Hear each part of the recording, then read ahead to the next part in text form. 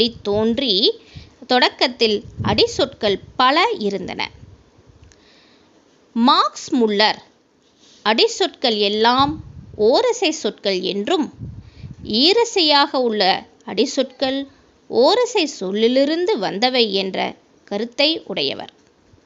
Marks Muller அடிச்சொற்கள் எல்லாம் ஓரசை சொற்கள் என்றும் ஈரசையாக உள்ள அடிச்சொற்கள் ஓரசை சொற்களிலிருந்து வந்தவை என்ற கருத்து உடையவர். வினா எண் 11.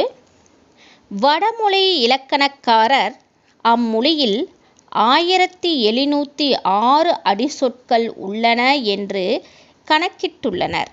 வடமொழி இலக்கணக்காரர் அம்மொழியில் 1706 அடிச்சொற்கள் உள்ளன என்று கணக்கிட்டுள்ளனர்.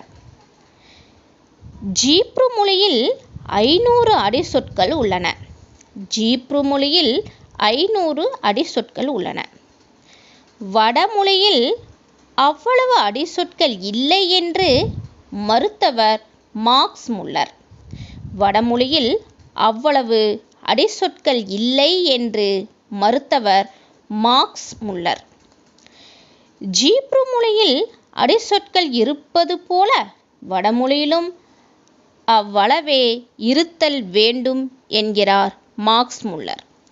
ஜீப்ரு மொழியில் அடிச்சொற்கள் இருப்பது போல வடமொழியிலும் அவ்வளவே இருத்தல் வேண்டும் என்கிறார் மார்க்ஸ் முல்லர்.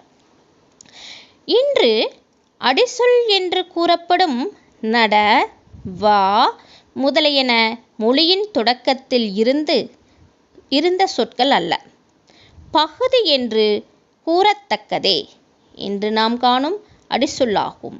எக்ஸ்பிரஷன். இன்று அடிச்சொல் என்று கூறப்படும் நட, வா முதலியன மொழியின் தொடக்கத்தில் இருந்த சொற்கள் அல்ல, பகுதி என்று கூறத்தக்கதே இன்று நாம் காணும் அடிச்சொல் ஆகும். எக்ஸ்பிரஷன். தொடக்கத்தில் இருந்தவை அடிச்சொற்கள் அல்ல, நீண்ட ஒலித்தொடர்கள். தொடக்கத்தில் இருந்தவை அடிச்சொற்கள் அல்ல, நீண்ட ஒலித்தொடர்கள். மொழிக் கொள்கை. விலங்கு மொழி. விலங்கும் கருத்து உணர்த்தும் தன்மை உண்டு என்பது. காட்டு விலங்குகளின் ஒலிகளை விலங்கு மொழி என்பர் மொழி நூலாளர். பறவைகள் ஒலிப்பறவை மொழி எனப்படும். விலங்கு மொழி விலங்குக்கும் கருத்து உணர்த்தும் தன்மை உண்டு என்பது. காட்டு விலங்கு